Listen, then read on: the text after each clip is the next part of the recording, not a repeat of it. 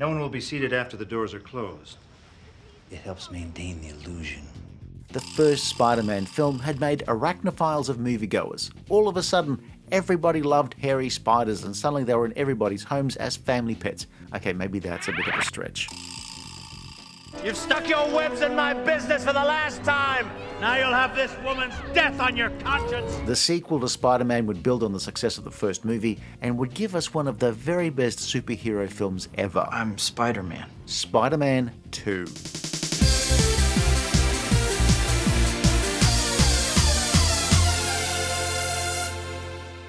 Guy named Otto Octavius winds up with 8 limbs. What are the odds? Sam Raimi's 2002 Spider-Man film gave us an origin story of how a high school dork acquired the powers of a spider. He could stick to walls and shoot sticky goo from his body. He also managed to defeat his bestest bud's Looney Tunes dad and then had to walk away from the love of his life in order to be Spider-Man.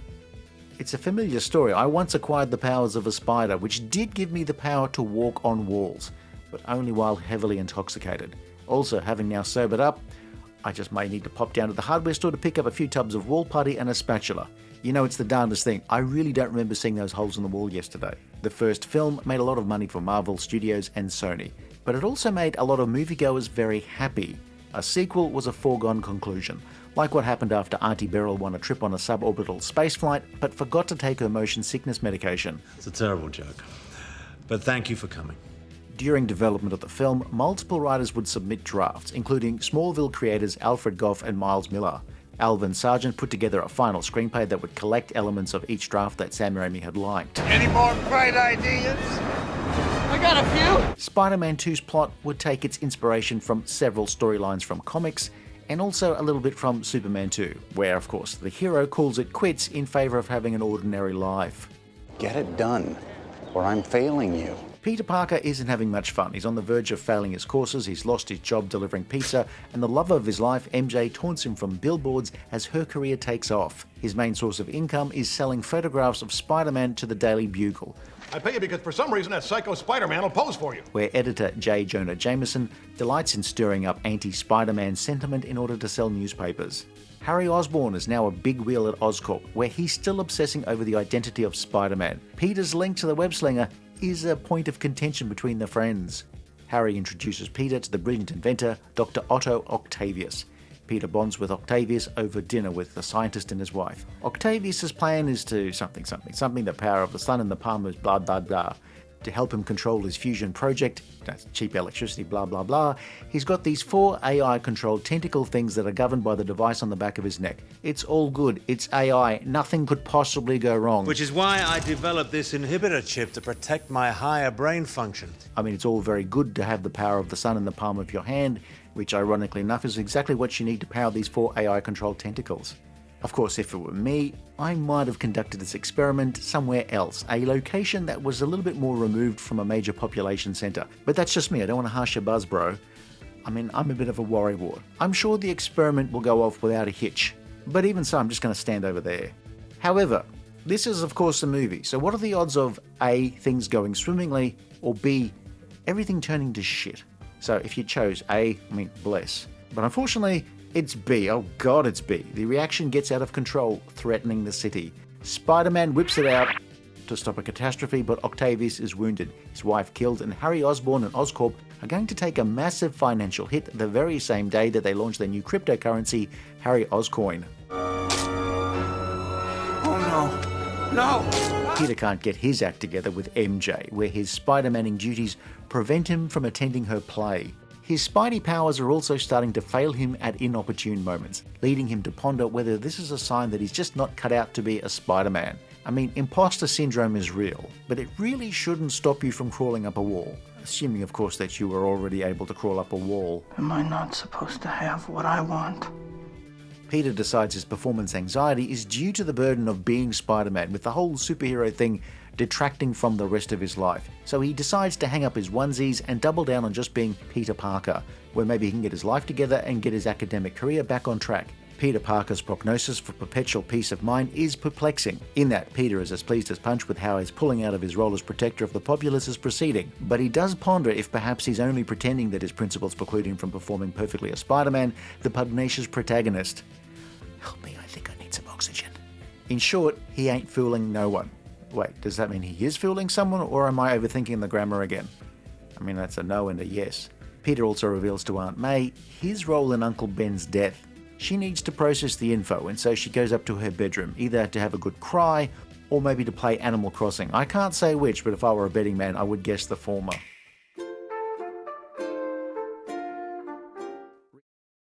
Doc Ock is now in a place where his brain is not the same, and the robot arms now have a controlling interest in his sanity.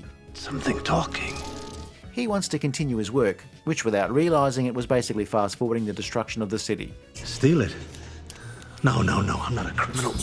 To do that, he needs money, so he robs a bank, just as Peter is there with Aunt May, where she's been trying to get a loan from Jeff Winger.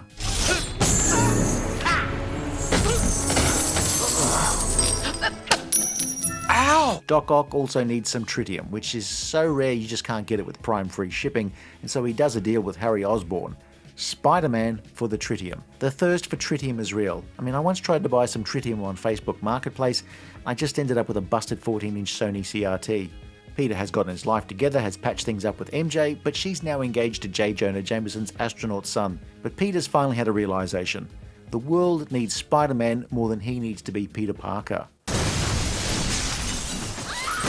Some great action set pieces follow, with Peter having to test just how much his sticky bodily secretion will stack up against a moving train. Just a kid. With the good people of the city helping him without anybody snapping photos of his face. Now what? Doc Ock finally sees the folly of his ways and sacrifices himself to stop the destruction of the city, while MJ now knows Peter's secret. I think I always knew. At her wedding, the bride is a no-show in favour of her and Peter finally getting together. Mary Jane finally has her spider boyfriend. Go get him, Tiger. And that's Spider-Man 2. Sequels to massive hits are very hard to get right. They're the difficult second album. Whereas the script for the first iteration of a major franchise may often take many years to evolve over time, sequels, especially those to super successful films, often have to come together in a very short period of time. Just 2 years separated the release of Spider-Man and its sequel, and we would end up with a film that flows well, has characters that go on journeys, has lots of action scenes, and it just all works really well. Spider-Man 2 would be considered one of the best superhero movies of the 2000s and beyond. And it's a really enjoyable movie for people who can't recite the entire history of every comic book character, whether you ask them to or not. And no, I did not ask you to. Rover, get down from there. Sam Raimi's direction shows him at the top of his game, where he mixes his signature moves. No other director could use a gimmicky camera zoom half as well. The scene of the tentacles taking out a surgical team is thrilling, but it is almost out of place with the rest of the film. There are other Raimiisms throughout the film, old school scene transitions, his extended family, etc. Tobey Maguire was just a little different from the comic book version of the character, but would become the definitive version of Peter Parker for many as a result of this trilogy. I'm just Peter Parker. Peter Parker giving up web slinging just to be a normal guy shows that the superhero game isn't always what it's cracked up to be. There was a possibility that Maguire would not be able to reprise his role as Peter Parker.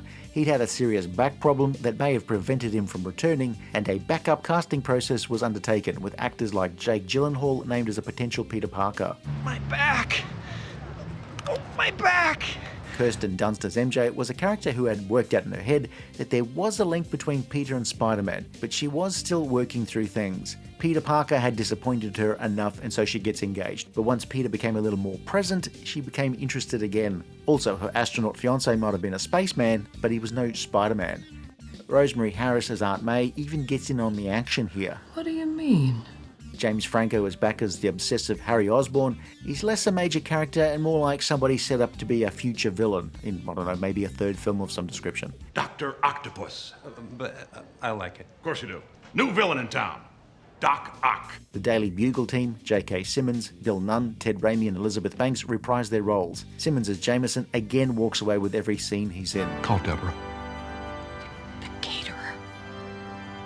Tell her not to open the caviar. It is at this point that Columbia Pictures and Marvel should consider increasing on-set security to stop all of this cinematic larceny. Donna Murphy turns up as Rosie Octavius for a spell, and British actor Alfred Molina gives us a great villain. He's not villainous for the sake of being evil, he's just not in control of himself. Alfred Molina is great in most things. Yes, even going back to his small role at the start of Raiders of the Lost Ark.